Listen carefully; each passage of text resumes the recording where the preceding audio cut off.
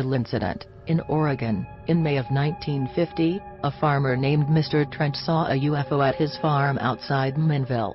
According to Mr. Trent, his wife Eveline first spotted the object, a silvery, metallic disc.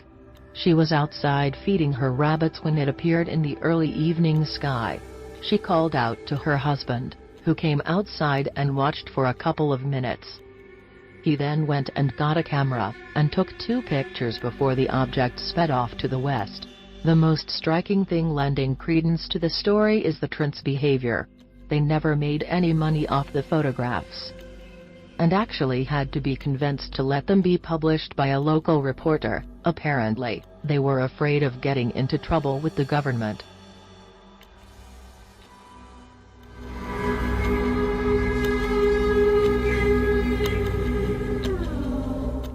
Mariana Incident. In 1950, on the night of August 15, minor league baseball manager Nick Mariana became the first person to capture film footage of a UFO. It happened as he was inspecting the diamond before a game in Great Falls, Montana, which has since become a hotbed of UFO sightings, and is close to a U.S. Air Force base. Mariana was able to capture 2 bright dots streaking across the sky on his 16mm movie camera, which he says he routinely kept in his car. After sending the film to be developed, he began to contact local newspapers. Significant, as he had not yet seen the developed film and so would not have known if any fakery looked convincing. In October, he wrote a letter to the Air Force and was interviewed at Malmstrom Air Force Base. After examining the film, the Air Force concluded possible aircraft and dropped it. While 2 fighters were on record as having landed at Malmstrom, at around the time of the sighting, Mariana insisted that he saw those, too, in a different part of the sky. He also claimed that upon his film's return, several frames that showed the spinning discs more clearly were missing, presumably cut by the Air Force. While the debate has never been resolved, the incident kicked off decades of over 100 sightings in Great Falls, and prompted the renaming of the minor league baseball team to the Voyagers.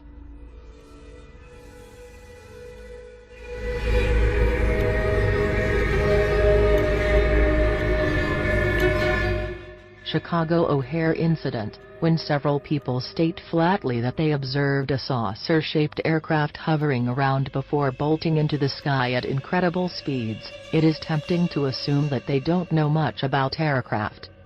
But when just such an incident occurred in Chicago in 2006, it was pretty difficult to make that case. It took place at O'Hare International Airport, and most of the people who saw it were United Airlines employees.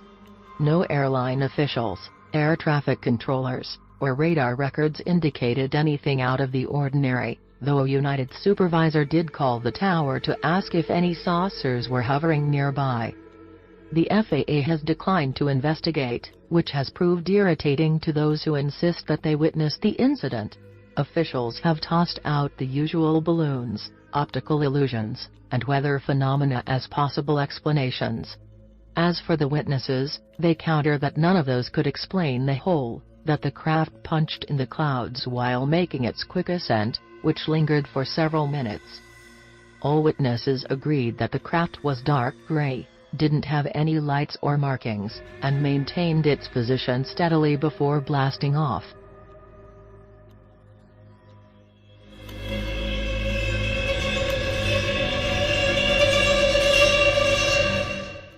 Edwards Air Force Base sighting. One can't blame the U.S. Air Force for being sensitive about matters involving UFOs. In 1957, one supposedly landed at Edwards Air Force Base.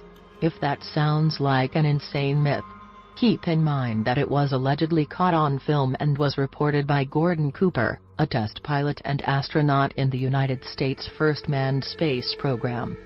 He was at Edwards supervising the installation of a new precision landing system at the time, and his account of the incident was pretty unambiguous. "I had a camera crew filming the installation when they spotted a saucer. They filmed it as it flew overhead, then hovered, extended 3 legs as a landing gear, and slowly came down to land on a dry lake bed. These guys were all pro cameramen, so the picture quality was very good. The camera crew managed to get within 20 or 30 yards of it, filming all the time. It was a classic saucer, shiny silver and smooth, about 30 feet across. It was pretty clear it was an alien craft.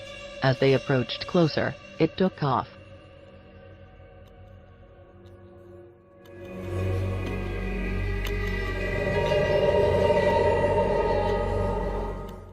Socro encounter. On April 24, 1964, several witnesses in different parts of Socro, New Mexico, reported different sightings of the same event. Some saw a low-flying object in the sky. Some heard loud sounds reminiscent of the takeoff and landing of a powerful craft. But one man swears he actually saw it land and that it could only have been an alien spacecraft. His name was Lonnie Zamora, and it was such an astonishing encounter that it distracted him from the high-speed chase he had been engaged in when he first caught sight of the craft. At the time of the sighting, Mr. Zamora was an on-duty Socro police officer. What grabbed Officer Zamora's attention was a gigantic cone of blue light rising thousands of feet into the air, which he took to be flames. Abandoning his pursuit, he went in the direction of what was presumably a crash or a miner's shack explosion, and that was when his day got really intense. He spotted a vehicle in a gully, then two small humanoids glimpsed from the corner of his eye seemed to jump at his approach before disappearing. He parked the vehicle and got out, then heard a series of metallic clangs coming from the gully. The source was a huge, metallic oval object standing on girder-like legs. Immediately, a bluish flame shot out of the bottom of the vehicle. And it rose before taking off quickly and silently, vanishing into the distance as the officer got on his radio to report what he had just seen.